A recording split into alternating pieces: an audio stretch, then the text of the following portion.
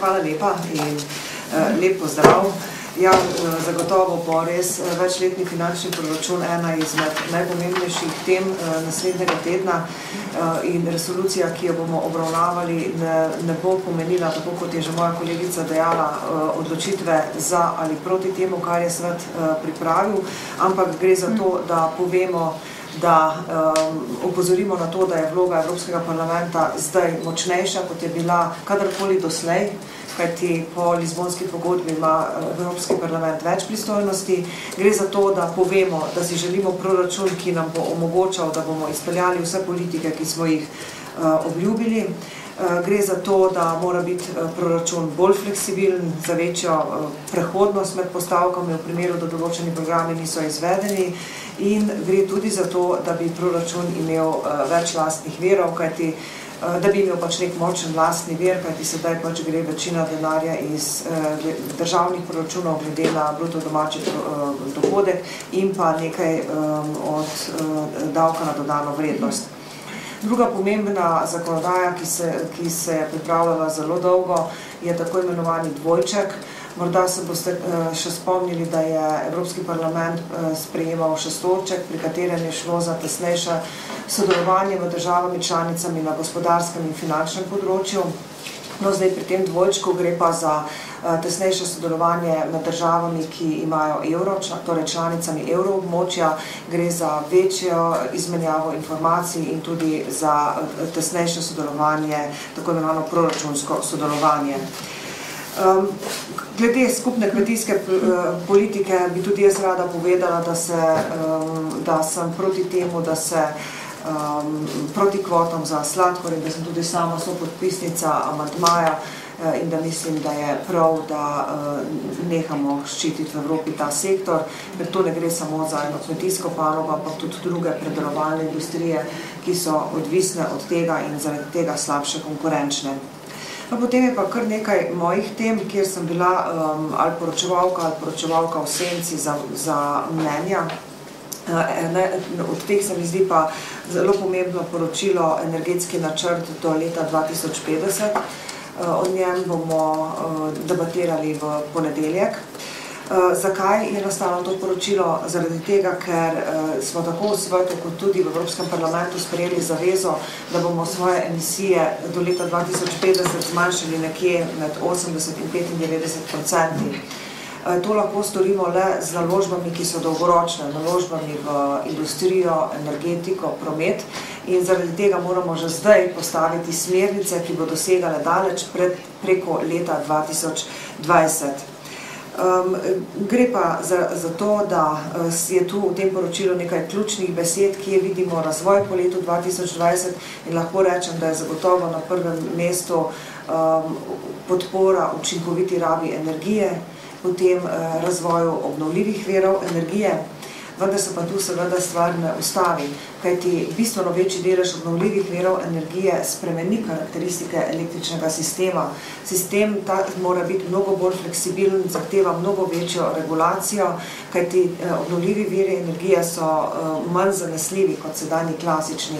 No, zaradi tega zahteva prihodnji razvoj energetike tudi razvoj tako imenovanih pametnih omrežij. Ampak tudi to ni dovolj, ker ko pametno omrežje deluje, ko je nek obnovljivi vir energije nezanesljiv, morate v zadaj imeti tudi nekaj, kar priklopite takrat, ko recimo vetrna elektrarna nehajo delati. Tako da se zelo veliko pogovarjamo in odločamo tudi o tem, kako naj bi zagotovili zadostnost rezervne moči.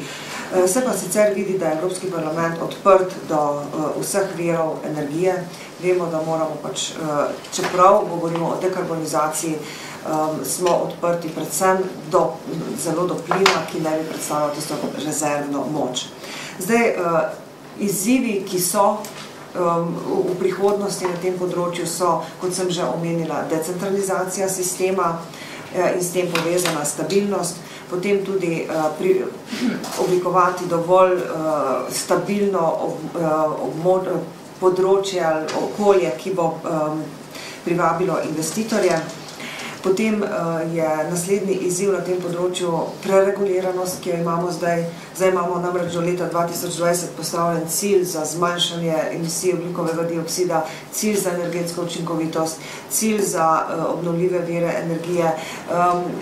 Sistemi so delno v direktivi o delitvi bremen, delno so vključeni sektorji v sistem trgovanja z ogljikom, tako imenovan ETS sistem, in tudi zaradi tega imamo zdaj velike probleme s ceno oglika, ker enostavno ti sistemi niso med seboj dovolj dobro sinhronizirani. In pa še en problem imamo tu, da sicer bomo odločali o tem, kako vidimo prihodnji razvoj energetike, ampak nimamo za to dovolj podatkov, ker tisti scenariji, ki nam jih je komisija pripravila, vsi predvidevajo, da bo dosežen mednarodni sporazum na področju podnebnih sprememb. To pa vemo, da niti ni tako logično, da res bo dosežen do leta 2015 in niti ne vemo, kako ambiciozen bo. Naslednja tema je tema obremenilnih testov. O tej temi sem nekaj govorila že na prejšnji tiskovni konferenci, pa je bila potem prestavljena na marčno zasedanje Evropskega parlamenta. Zato naj samo na kratko obnovim, da 2 leti po nesreči v Fukušimi je Evropska jedrska stroka opravila ogromno delo. Opravljeni so bili obremenilni testi v vseh 145 reaktorjih v Uniji in 20 izven nje. Pokazalo se je, da noben od teh reaktorjev ni nevaren, tako da bi ga bilo treba ustaviti, pri vseh pa je določena rezerva, da se še izboljša jedrska varnost. In pokazalo se je še nekaj, da ni dovolj gledati samo na obratovalno varnost, torej na tehnologijo samo, ampak da so šibkejše točke drugje. Šibka točka je recimo človeški faktor. Šibka točka v Fukušimi je bil recimo dizajn elektrarne, kjer so imeli veliko težav glede na to, kje je bil umeščen bazen z izrabljenim gorivom, kje je dizelski generatorji. No, najpomembnejša stvar, ki mislim, da lahko tudi na evropskem nivoju veliko naredimo, pa je, da moramo imeti res neodvisne, strokovno močne upravne organe, kajti ti potem lahko zahtevajo od obratovalca, od lastnika jedrske elektrarne, da izvede določene modifikacije. No, potem bomo pa sprejemali tudi uredbo o mehanizmu za spremljanje emisij toplogrednih plinov in poročanje o njih, ter za sporočanje raznih drugih informacij.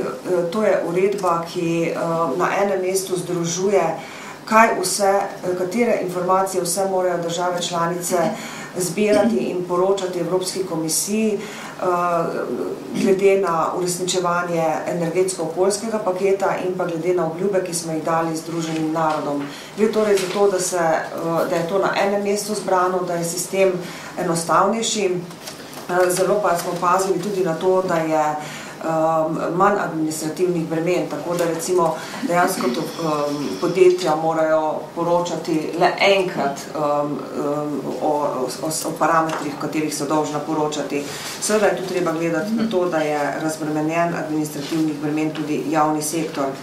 Posebej se mi zdi pa pomembno, da je v tej uredbi zahtevan, da se vsaj 50% denarja, ki se zbere v okviru sistema za trgovanje z ogljikom, porabi namensko, torej na področju podnebnih sprememb ali za ukrepe zmanjševanja izpustov ali za ukrepe prilagajanja na podnebne spremembe. Tako da, ker bi sicer bila tudi nevarnost, da so odločitve držav članic po višini teh dajatev, da jih vodi države, torej povsem drug interes.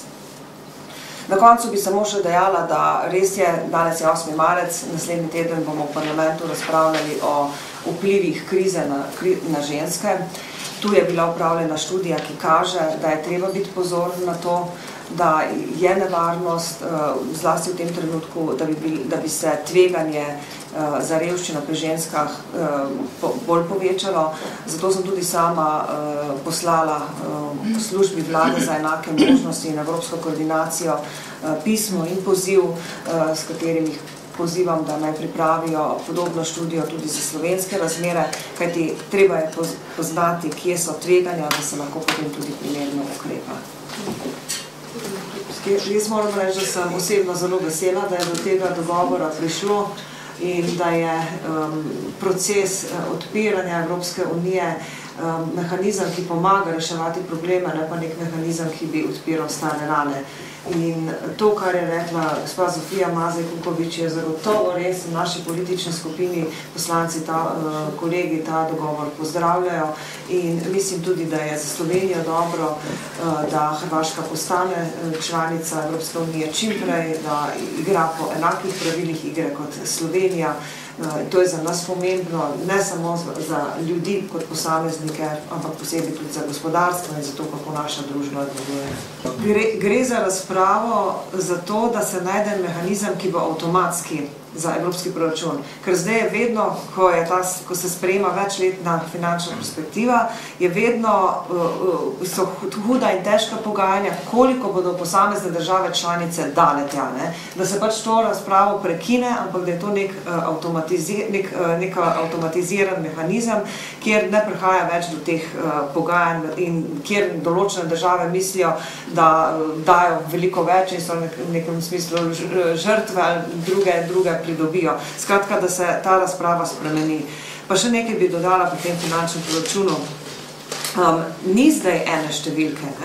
Evropska komisija je pripravila en proračun, en predlog, Svet Evropske unije je pripravil drug predlog z drugačno številko, v Evropskem parlamentu imamo tudi nekaj izračunov z različnimi številkami. In zdaj gre za pogajanja o teh proračunih. In kar je bilo prej rečeno, da je zastarel in tako naprej, se mi zdijo malo prehude besede. Je pa res, da vse tri inštitucije skupaj poskušamo, da bi bil ta nov proračun v večji meri porabljen za razvoj, kot razvojna sredstva in da je naredil svet dejansko tu en korak nazaj, ker so dali večja pozornost, večji delež sredstev za strukturna in kohezijska sredstva, seveda na račun tega, kar je namenjeno v postavki A za razvoj gospodarstva novih delovnih mest.